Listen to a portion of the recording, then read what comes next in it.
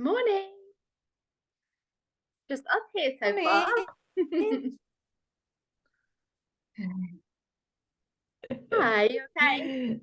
How you doing? I'm good, thanks. I hope other people are going to join us. Yeah, it's good. Yeah. So wait a second. I have to change my internet connection because I'm with the wrong Wi-Fi. So Oh, okay. We'll I let you need to back in. disconnect and connect me again. Okay. Hi, Zoe. Hi, Yeah. okay. Yes, are you Yeah, good, thank you. made it back in good time? I know they cancelled his bloody appointment, which was a bit annoying. No way. Yeah. Hmm, never mind. Now it's fine. Oh, good. Good. A couple of people have said they're running a bit late, so I'm just going to give them a few more seconds to join. Feel free to share some of your, have any of you tried the sort of creating a piece of content for your front row? Rachel, I don't know if you've had time yet to catch up on yesterday. I've watched part of the replay, and I have recorded a video reel, which is aimed at my dream client. I think it's a bit boring, but I've done it, so I just need to like upload it and stuff. Do it. Why do you think it's boring? Just it is. I don't know. I don't know if it's just because, you know, when you follow people like you on Instagram and then everyone's talking about the same stuff. Yeah. So, but yeah, it just that was just what came to mind when you were saying talk to your, you know, give some generous information or tips or something for your dream client. Yes, I think that's I heard someone say, I can't remember now who it was, another marketing coach say on a podcast recently, unfollow everybody in your industry, unsubscribe from all the emails, because you know that thing about being the sum total of the 5 people you hang out with. It's the same on social media, and then it just becomes this homogenous, we all talk about the same thing because it's what you put into your brain that then actually comes out. So it's the best way to have original thoughts. I've decided not to do that because I actually feel quite inspired, and I often hear things I'm like, I believe the opposite, and that gives me ideas as well. But it could be something that you could try. Yeah, to basically not listen to what other people have to say. I'm sure it's not boring, by the way. So just go for it. See how that lands. Okay. I hope that Zoom is going to let me know if other people join, because I know some people are going to be late today. I will just keep an eye on this. So in the chat, do you want to share an empowering thought from the last day? Something maybe that's occurred to you or over the last few days? I've put a little quote in there, which I love that little, I don't know, is it a poem? I guess so. And it's just a constant reminder of, in this world of information overload and all the things happening and having busy lives, there'll always be other things that say this is important and this is important, but it's about putting your hand on your heart and remembering. And obviously that's what we talked about yesterday, about your purpose and your people, and remembering why you're here and why you're doing what you're doing, and why the rules in that context are completely arbitrary. And hopefully that will be a starting block for you to kind of start doing marketing that feels good to you.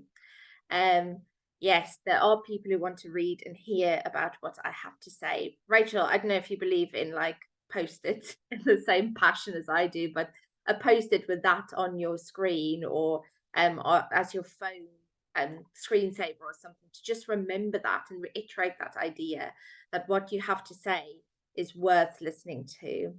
Okay. Zoe says, stop trying to appeal to everyone in your content and focus only on your mega fans. Yes.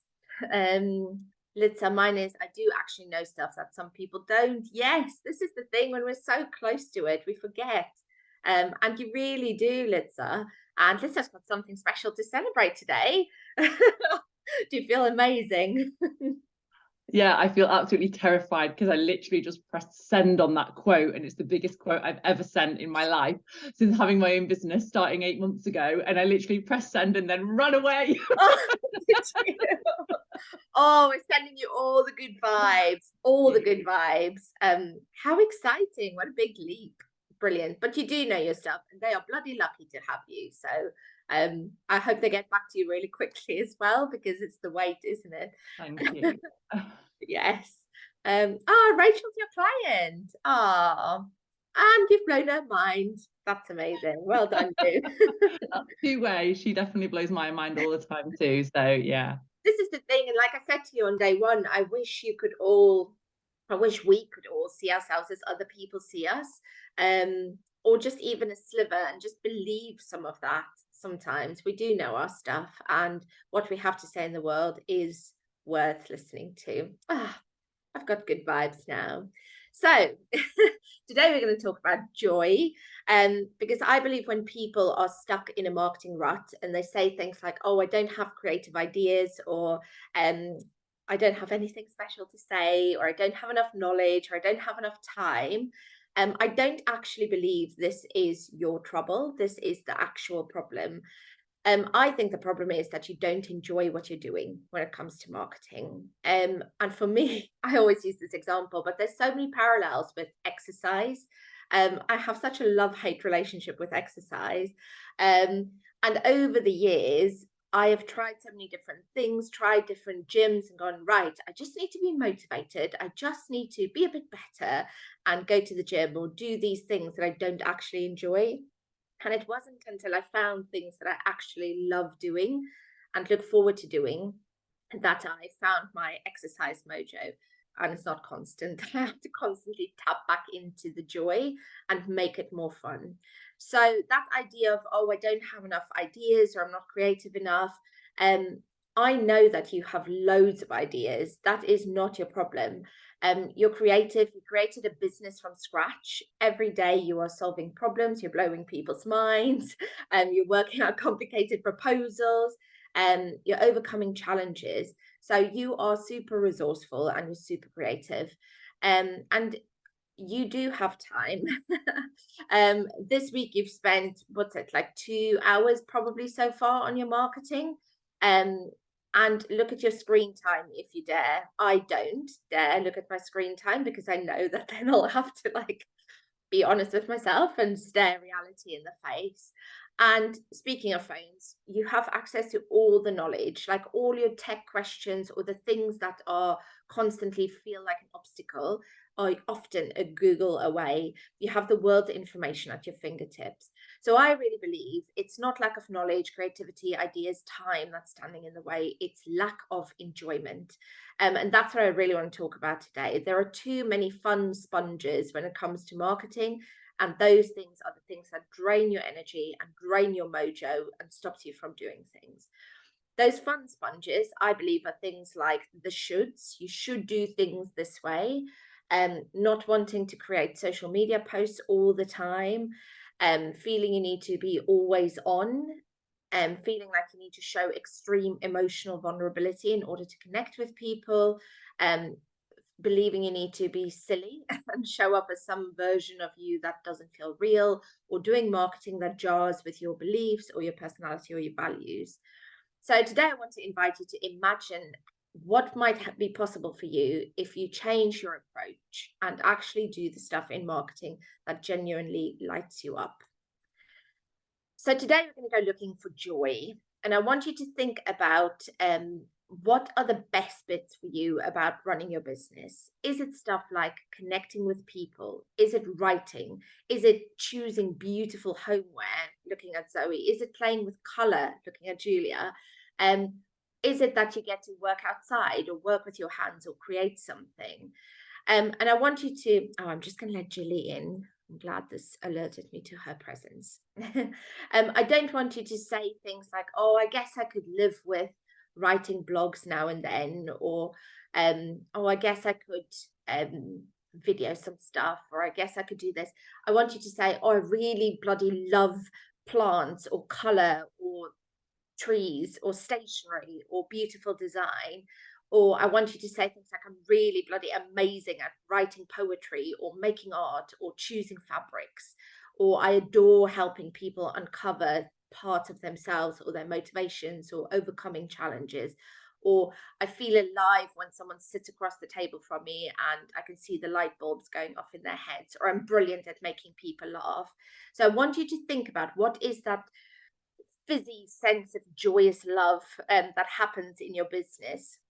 And I'm going to give you a few minutes to write about this, and then again, feel free to share in the chat. So I'll give you about 5 minutes for that.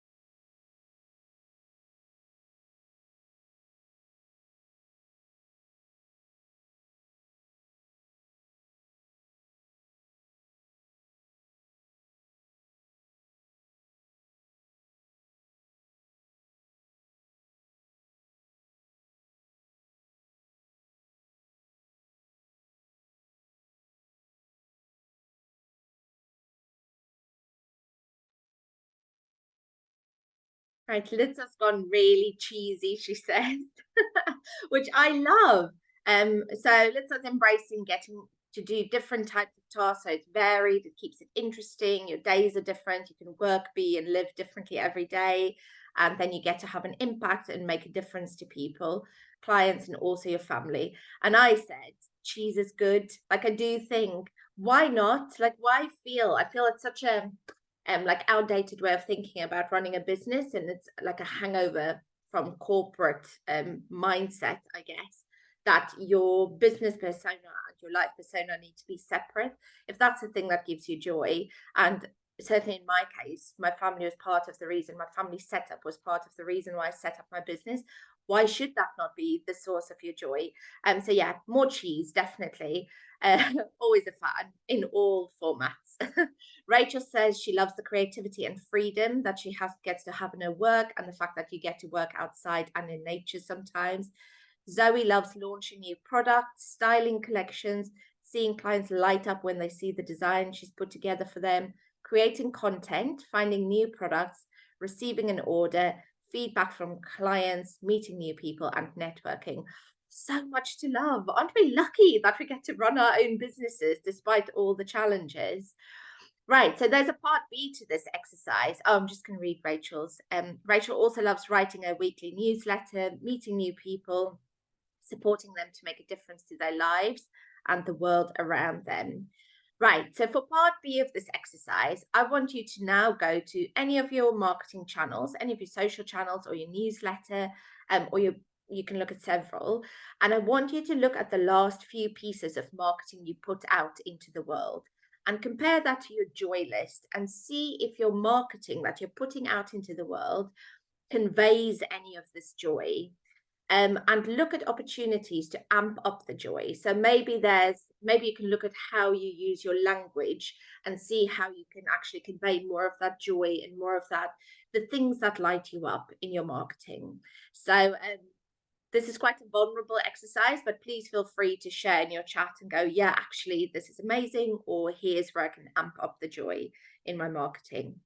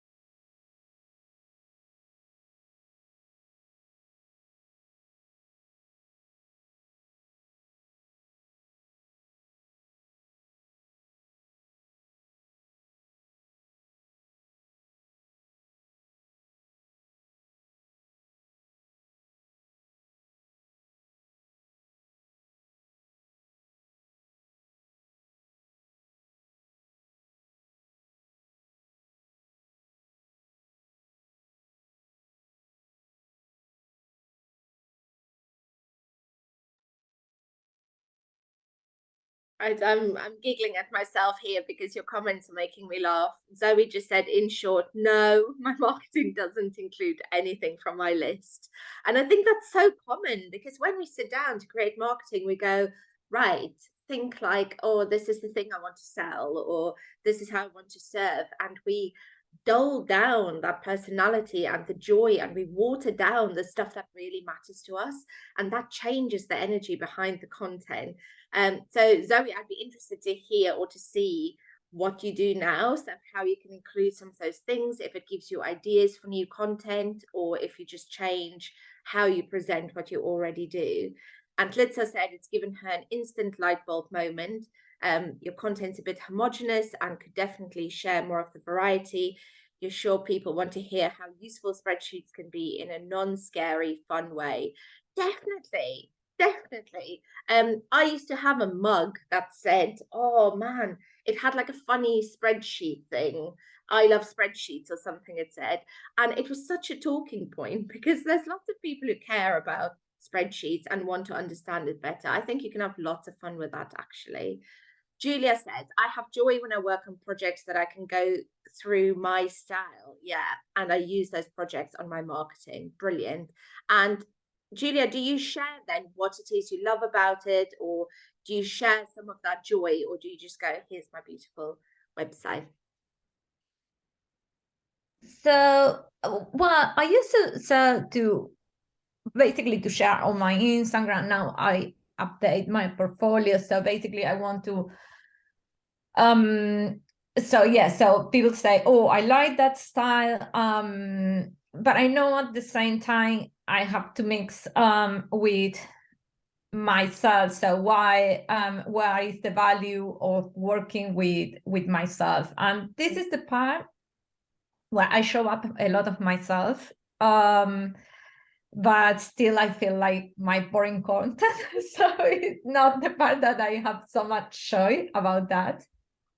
Well, I think you can just amp it up, because I actually think and it's probably because you're a designer, but it feels to me like your socials are it is very joyous. It looks very joyous. So it's just, I guess, about turning up the volume on that and going even more extra. Yeah. on all of that, and maybe talking about your inspiration as well. Yeah. And the things that give you joy. Okay, Zoe says none of her personality comes through in your marketing. I think some of it does, because obviously I've met you in real life, and you're a very classy person, and the stuff that you sell is very beautiful and very thoughtful and considerate, and I think it's very aligned with you. But yeah, I would like to see more of your like actual you in your marketing. Litsa wants to see all of your stuff on your list, Zoe. Okay, great. Right, so let's move on and talk more about this theme of feel-good marketing. So today we're going to obviously dive deeper into joy and creativity, and I want to show you lots of different ways in which you can inject more joy, good vibes into your marketing and into your business. And I want to explore working with our bodies to achieve this. Now, this goes against like traditional and mainstream marketing advice. That's all about like tactics and strategies and mechanisms and processes.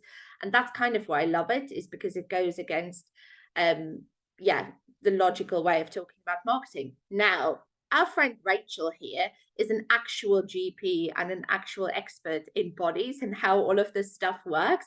So Rachel, if some of the science that I'm about to explain is utter nonsense, pretend you didn't hear it and just correct me in the chat.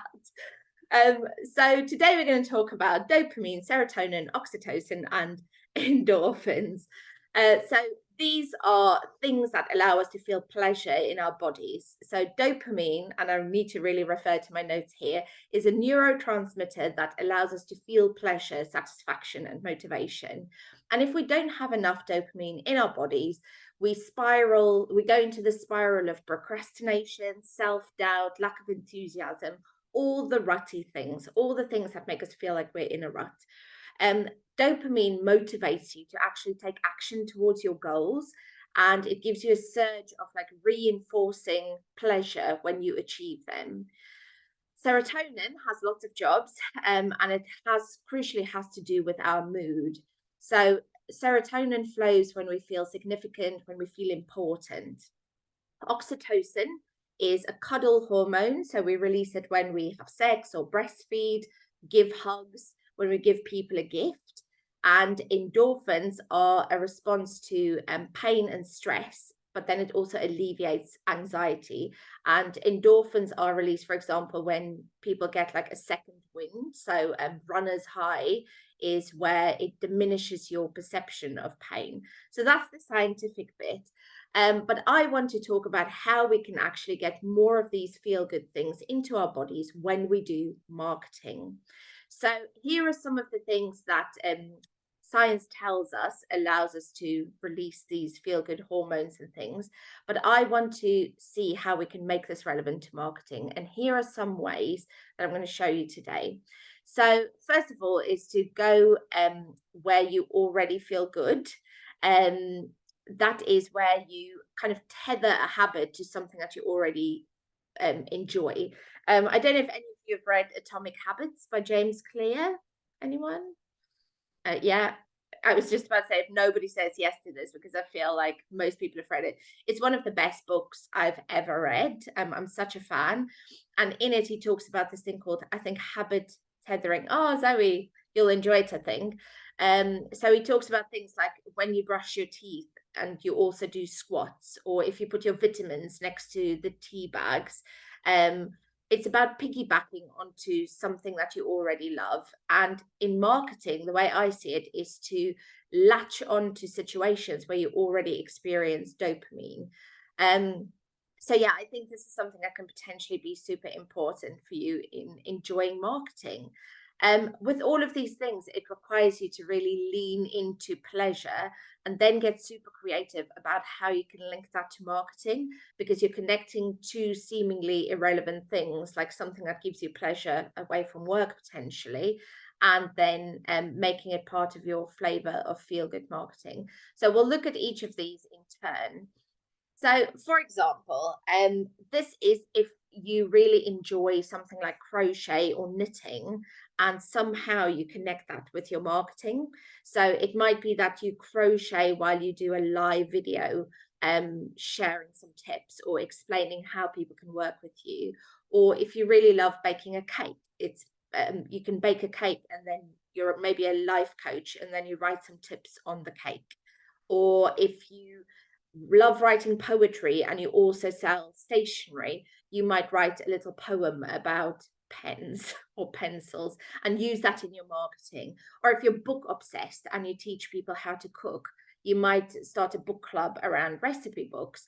So thinking about something that you're obsessed with and that you absolutely love, maybe it's spreadsheets, and then seeing how you can connect that with your marketing. So it really requires you to stretch your mind a little bit and get super creative about linking these things.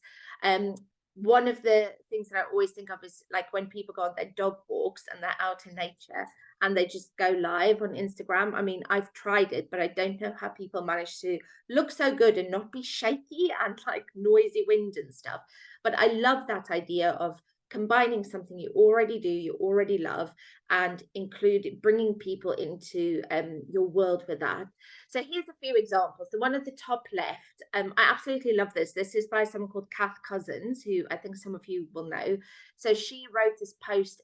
She's like a herb person. I don't know what the official type, like a herbologist type person. So she wrote this about a herb called elfwort. And she got super nerdy and she wrote about the origins of the name.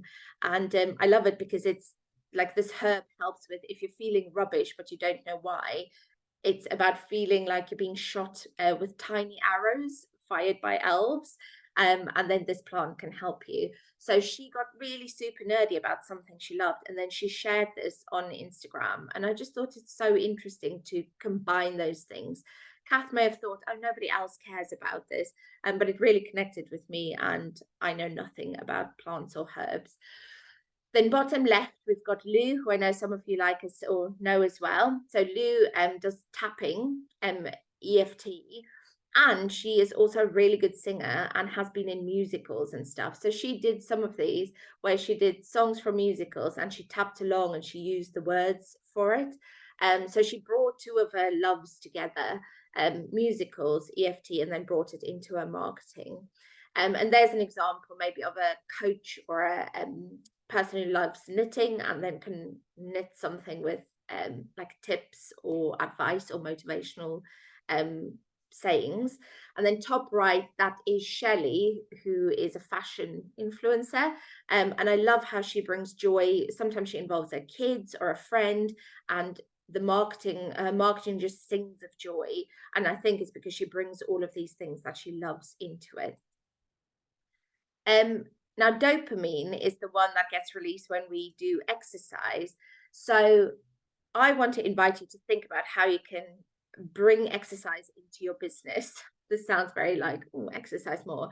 You don't need to get a sweat on, but this is about stimulating that creativity in your brain. So there's research that shows, let me just get the stat right, 60% our creative output increases by 60% when we're out walking. And that's because walking eliminates distractions. It's great for brainstorming or mulling over ideas. Rachel will know all about this because she runs walks for, is it wellness walks for people to actually achieve this. So think about maybe going for a walk with a client or calling a customer while you're out walking. Even things like listening to an inspiring podcast while you're out dog walking. Dancing, as we know, I'm a fan of that, dancing around your office to wake up your body. I know some people make it into a reel. That might not be for you. It's not for me. But shaking your body to actually release that creativity and bringing that into your marketing. Zoe, I'm thinking of you with your blocks that you're going to do every day. Could you bring something like joyful, a cuddle with a dog, or a dance, or a 5-minute walk around the block? Can you bring that into that marketing practice, into that habit that you're creating? Cutting stress is something I struggle with in terms of giving that as advice, because it's not a straightforward instruction to just go, when it comes to marketing, just worry less. That's not what I'm saying, but I am saying there are ways in which we can try to cut stress when it comes to our marketing. Identify the things that stress you out and either do less of them or deal with the aspect of them that stresses you out. I hear from a lot of people who say, when I open TikTok, I get palpitations, and I feel like that a bit. I feel like I should probably be on there, but it's such an assault on the senses. I don't like it, so I've not embraced it. If you get stress planning content very far in advance, which we talked about earlier in the week, see if you can either do it with a friend or not be so rigid with your planning and actually embrace an alternative way of working. If dealing with MailChimp makes you want to cry, which I know it does a lot of people, choose a different service or ask someone to help, or go for Flowdesk, which I know there was a chat on the group about that. Then getting stuff done and celebrating also releases dopamine. So when we tick something off our to-do list, that releases dopamine. So are there ways in which you can structure your marketing work to allow you to celebrate more? So I don't know if you're familiar with the Pomodoro technique. I feel like yeah, I knew you will be organized to know it. So the Pomodoro technique is where you set a timer for 25 minutes and with no distractions, you work on, say, your marketing. So you set yourself a task and with no distractions, you work on it and then you take a short break and then you repeat it a few times. But I want to add something to the Pomodoro technique, which is not just to go after 25 minutes, okay, take a break now, go on, but to actually do mini celebrations, even if that reward is just saying out loud, done, and not just the ticking off of a to-do list, or an affirmation, something like, I'm a person who gets stuff done. I am brave with marketing. I speak to my ideal audience and they love hearing what I have to say. So all of those kind of mini celebrations will release that dopamine as you work on your marketing. It's so important because it's like saying, I'm going to run a marathon, but then the first time I run 5K, I'm not going to celebrate. I'm just going to go, well, it's not a marathon. And I think so many people approach marketing in that way. It's like, oh, I want to build 1,000 followers on my newsletter subscription, but they're not celebrating that one person. Or I want to build a new website, but then they don't celebrate kind of the markers in between. So look with your marketing where you can find opportunities to celebrate that. I will put on the group, I must make a note, every week on a Friday, I ask myself 5 questions and I write it in a document to review the week. And it's such a good opportunity to just reflect and go, oh, actually, I didn't just waste time, or I didn't get nothing done. So maybe that's something, 5 questions you can ask yourself every week to reflect specifically on your marketing and to celebrate those things that you've done. Where was I brave?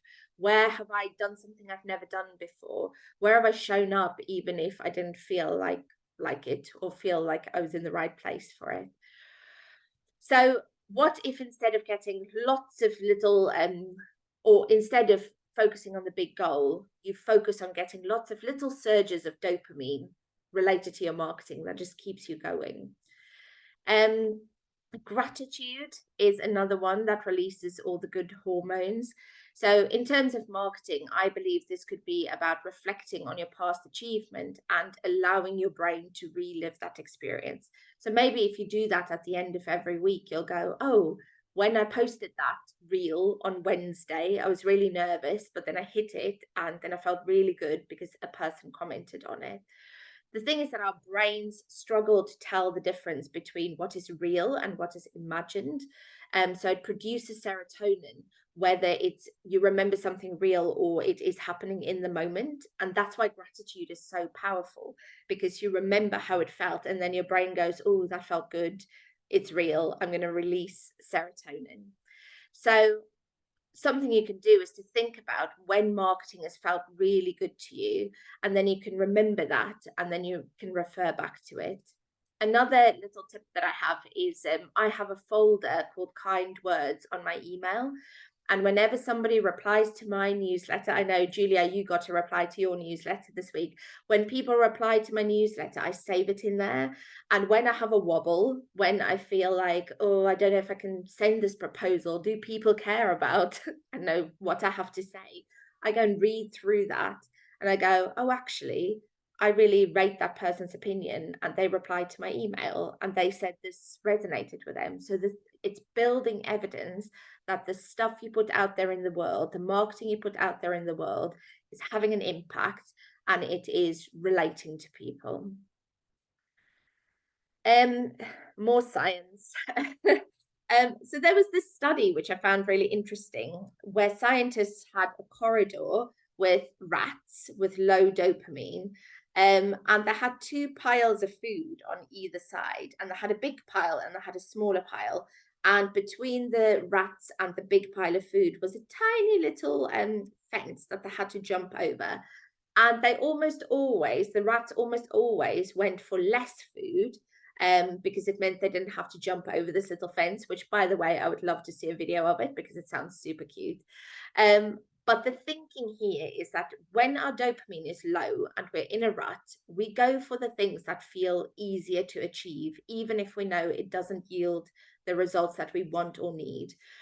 And what this tells us about marketing is that we will often take the road of least resistance, even though we know deep down we should be stretching that comfort zone a little bit and trying something slightly more complicated.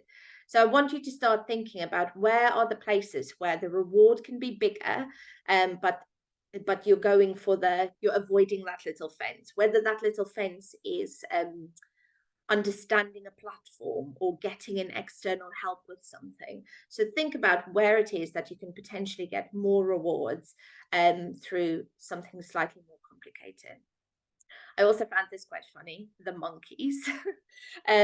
So there was, again, this experiment on monkeys in a cage, which doesn't sound very fun, but they had a light that came on in the cage, and then they had to press a lever. And when they pressed the lever, which is a task, they got some food, which is a reward. And they tracked what happened to their dopamine. So every time they pressed the light and they got food, they got a dopamine spike. But then after a while, they didn't always give them the food. So they would press the lever and then they didn't get food sometimes. And they realized then that it was that the dopamine still spiked. So it was the anticipation of getting a reward that made them feel really good. And that has to do with risk and our perception of it. It's that uncertainty that gives them and us the uncertainty of whether you're going to get the reward that gives you that dopamine spike. So with marketing, with all marketing, there's a level of uncertainty. You think, oh, I'll post this, but I don't know if it's going to land, but I'm just going to go for it anyway. The thing is, you're going to feel that uncertainty anyway. There is an element of risk anyway. So you may as well increase that level of uncertainty. Do more of the stuff that makes you feel like, oh, this is 50-50. You're going to get a greater dopamine hit, and you're going to rewire your brain to survive those times where you don't get the reward, and to go, well, I didn't get the reward that time, but it still felt good, and I'm just going to keep trying. I also didn't get the reward and I didn't die. Like, nobody hated on me. So you just try again. So oxytocin is the next one. And this is obviously about sex and breastfeeding and cuddling. I'm not saying go around cuddling your clients, but think about ways in which, or one way that oxytocin is also released is through giving gifts. And I think this is really relevant to marketing. So how can you think about your marketing as a gift to the world? This could be things like freebies. I have a love-hate relationship with freebies because I think often freebies aren't actually free and they're not actually that good.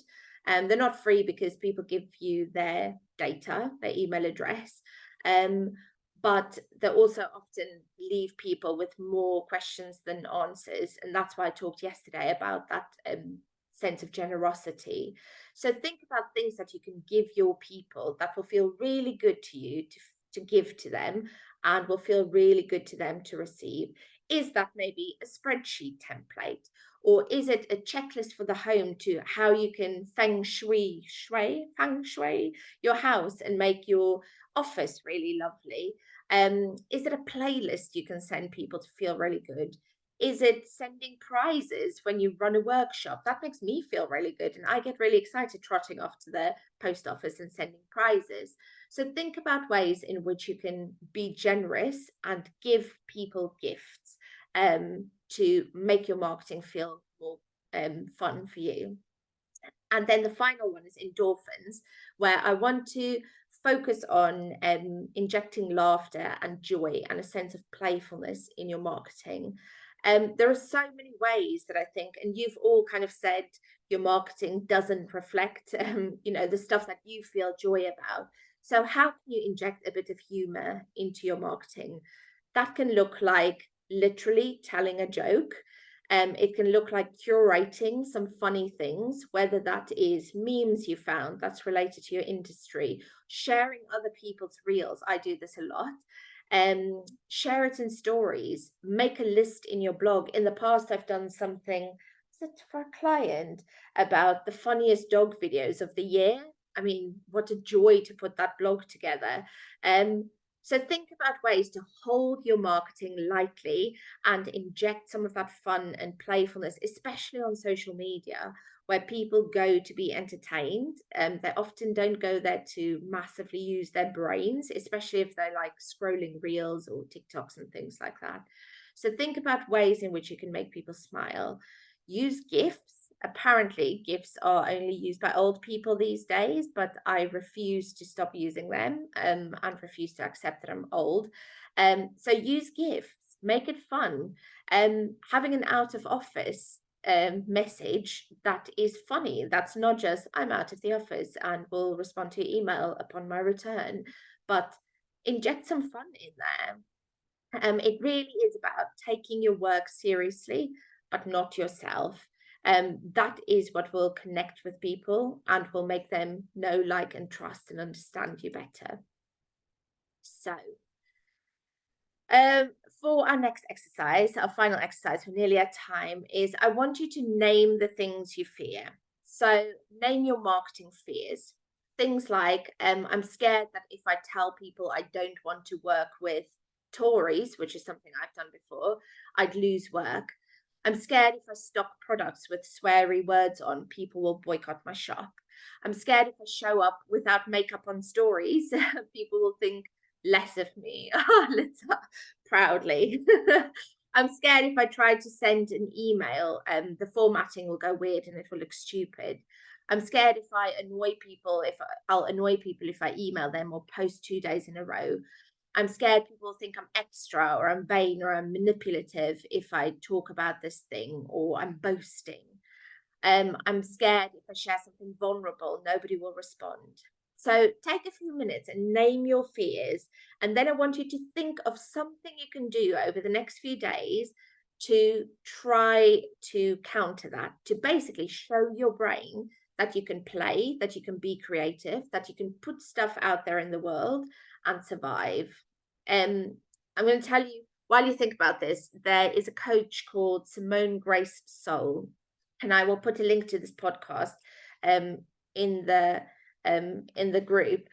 She is very outspoken. She's a marketing coach. She's brilliant in many ways, but she's got this thing called the Garbage Post Challenge, where for 30 days, people need to post something, anything on social media. Even when you think, oh, this is crap, nobody wants to see it, I'm not wearing makeup, like all of these fears. And she claims that after 30 days of doing this, you will have rewired your brain to go, oh, that's nothing. Like if I post something and nobody comments, that's fine. So that could be something that you might want to try. Okay, I'm going to look at the chat. Oh yes, Rachel's walks are called Wise Woman Walks, and you do your coaching outside as well. That's lovely. Julia is scared to spend time making something that people won't bother to watch or see. That is so common. That is so common. One thing I would say to that is I think we don't know the half of the content that gets consumed, that people do actually see, but they don't press like. So we go, oh, nobody's seen it. Okay, that is a very valid point. So think about how you can overcome that fear, maybe over the next few weeks. Is there something you can post? Is there a piece of content that you can put out there in the world and have a go?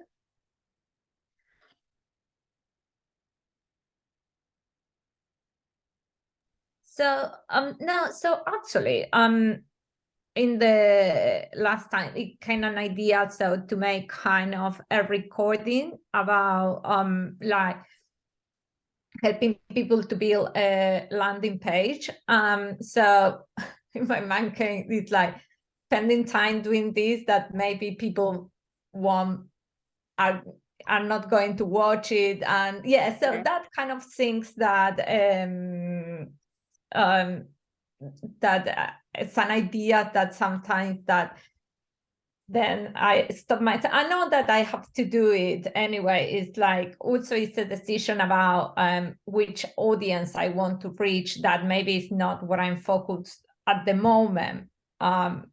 But sometimes it happens a lot to me that it's like, hey, no, I don't want to spend time doing this. Well, maybe. So this is where the joy thing comes in. If that thing that you create is something that you love doing anyway, it feels like less of an investment. Like say that's something you just wanted to create and then you didn't think to share it, but then you decide, okay, actually, whether someone loves this or not, it doesn't matter because I loved creating it, or I loved being on my walk anyway. So if I share a beautiful picture and nobody connects with it, it doesn't matter. It matters less. So it is about finding that thing that you would do regardless and then sharing it anyway. And something like painting. So I paint from time to time. I have literally never shared that with the world because it hadn't occurred to me. And then I thought, hang on, what if this was a painting about like a marketing scenario or like a marketing mantra or something like that, and then share that with the world? It's irrelevant to me whether people see my painting or think I'm stupid or whatever, because I loved making it. So that's why I want you to think about what are the bits that you genuinely enjoy in your business, and then make that creative leap with bringing it into your marketing. Let's say is scared that if I niche too much, I won't have enough clients in the pool. And I'm scared that if I talk to certain clients in my marketing, some acquaintances will think I'm copying them. That is a horrible feeling, and I think very common. I think to the first point that there won't be enough clients, I want to remind you of the bit we talked about, there being nearly 8 billion people in the world, and so many people of that can benefit from your knowledge, but you only want a sliver, you only want a handful, because you can't work with 8 billion of us at the same time. So it's remembering that scarcity, that lack mindset is something that we've been conditioned to believe, that we have to be in competition with other people, and that there isn't enough for everyone to go around. I just don't believe it's true. I don't believe it's true. I've just told you about Simone Gray Soul, who is a marketing coach. And, you know, that's the kind of idea that I'm thinking, oh, she's got her people, I've got my people. And the more overlap there is, not the better, but I feel like we can't focus on that scarcity thing of, oh, I'm going to run out of people. There's plenty for all of us. And the acquaintances thing and worrying about people copying, I think that's like what Rachel said in the beginning. You kind of think, oh, everyone's looking at my marketing and they might think I'm copying someone, or I'm just saying the same as everybody else. We are the only ones looking at our marketing in that way. I think you can probably find more evidence of you offering original thought and original ideas into the world than there's any evidence of you copying.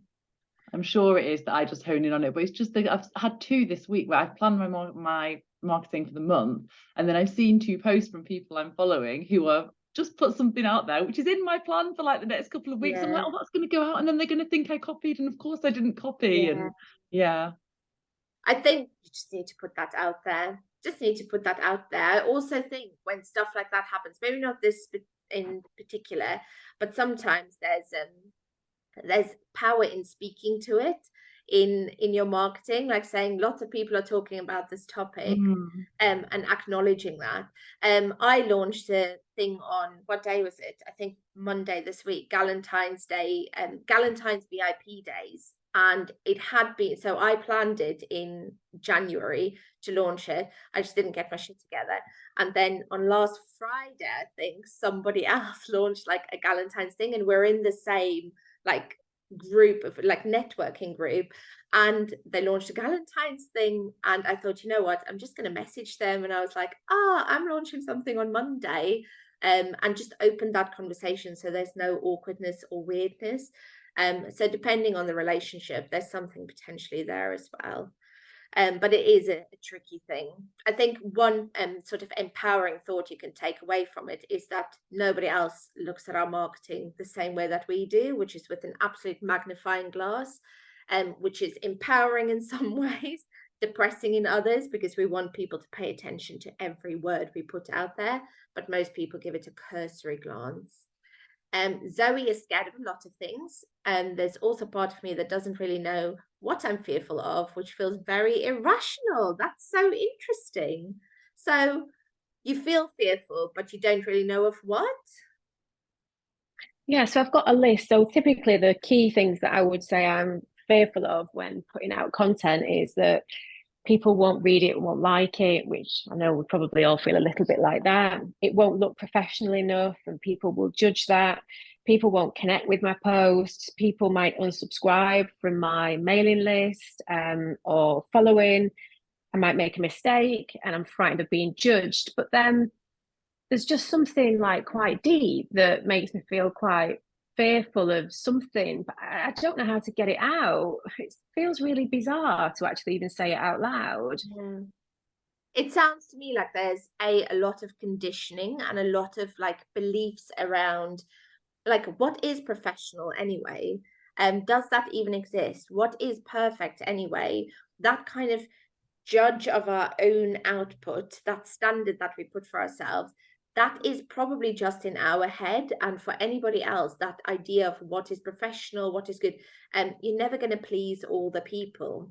So there's probably something around our conditioning there. And I think it applies to more people than just you. And then the other thing is this idea of people will unsubscribe, people won't like it. What if, screw the people, that one person in your front row who bloody loves your stuff, think about them. They're not going to unsubscribe. They're not going to shrug their shoulders. They're not going to go, oh, Zoe's made a mistake. Oh, gosh, I'll never buy from her. That person just won't do it.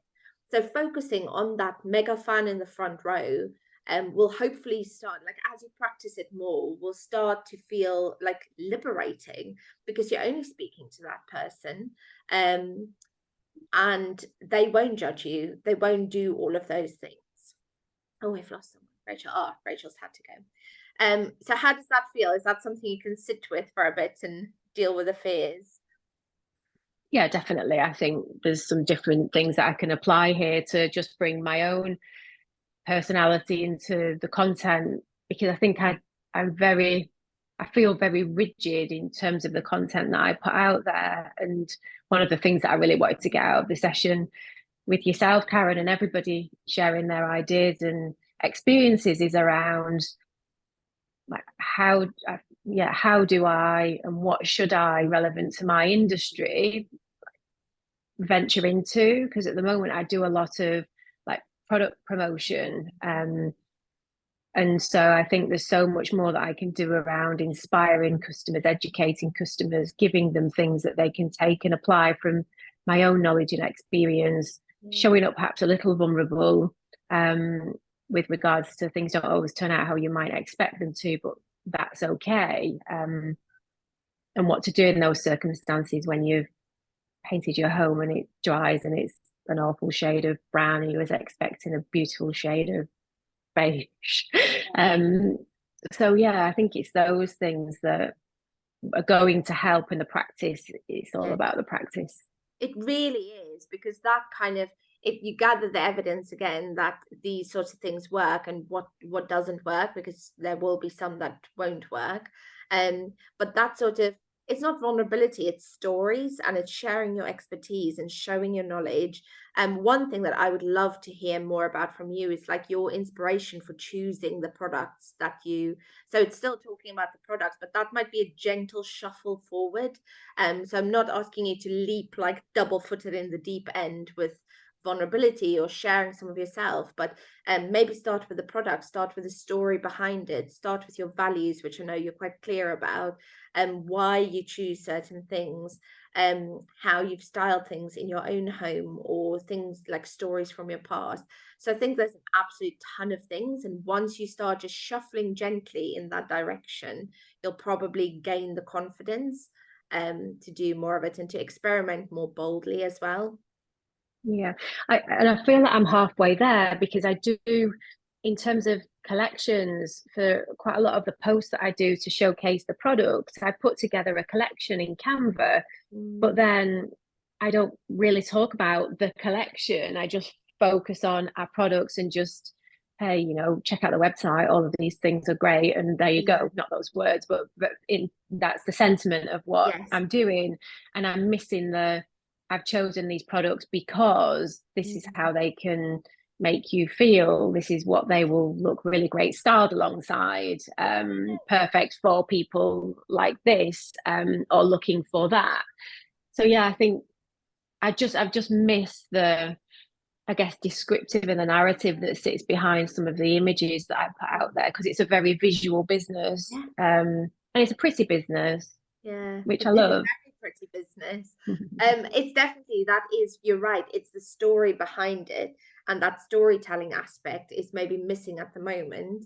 So yeah, telling the stories and then connecting with people on an emotional level, because they can see a beautiful chair and go, that's a beautiful chair that I want in my house. But not everybody will do that. Some people need more of the story, will want to get to know you more, and just love all your stuff and just don't have need for something at the moment. Yeah, Julia saying she loves Instagram for interior design inspiration, and also Julia had 3 unsubscribes yesterday after her email, and she took it as people who won't buy from her anyway. And we had a conversation about this yesterday. I get unsubscribes most of the time, while I think last week I had 5 unsubscribes, which is the most I've had, but I've sent sales emails almost every day. And I'm not saying I celebrated that, but it's a bit like, oh, I do this newsletter to give people value and to sell to them. If they don't want the value and they don't want to buy from me, then numbers are just a vanity metric. So I think there is a sort of, and I've become quite numb, because you've just only started really sending your newsletter out. I'm quite numb to it now. I'm quite like entertained. And when I send something out that's a bit divisive maybe, or that's pure selling, and people unsubscribe, for me it's like, okay, you're doing something. You're not just being vanilla in the boring sense. You are, people are having a reaction to your content. So unsubscribes, meh. And the thing is, I only feel about this now after sending how many hundreds of emails. So it is that practice, that every post where you show a little bit more, where you share a little bit more, where you push the boat out a bit more, then you look back after a year and you go, oh, I used to be so scared of going live on Instagram, and now I just do it without thinking. So it is that practice that breeds the confidence and that dissolves that discomfort. But yeah, we have to keep at it. Okay, so Queen Dolly, we have to be brave enough to try. So your challenge for the next few days is then to identify something scary with your marketing and go and do it. Do it for your front row. So focus on that front row and just that one person, which should, I think, dissolve some of that fear. I'm also going to send you a couple of emails over the weekend. They are entirely optional. Please don't see them as homework. They are meant to be a little bit of fun to stretch that creative muscles and give you some inspiration for content. So if you don't have any more questions, anybody, then we'll wrap it up until Monday. Let's say you're unmuted. Do you have a question? Yeah, I was just going to say I'm flying off to Gran Canaria for half term tomorrow, so I'm not going to be around for next week's stuff, but I'm going to catch up on everything. But I'm sorry I'll miss you all live. But maybe I'll see you at the end of Feb in the catch up in the other session. I hope we don't have school strikes that day, because that's one of the dates for school strikes. I didn't realise. Yes, well, have a lovely time on holiday. Oh, sunshine. Sunshine on my face. I need it. Yes. Oh, have a brilliant time. Thank you. Yes, and we'll see everyone else hopefully next week. Yeah, so me too. I'm going to be next week after. I'm going to be. Where are you going away, or are you staying around? Yeah, I'm going to be away. Yes. Oh, lovely. Okay, well, we'll miss you as well. And yeah, hopefully catch you up on the end of February. Yes. Cool. Yeah. All right. Okay. Have a lovely weekend, everyone. Thanks, Karen. Thank you. Bye. Bye.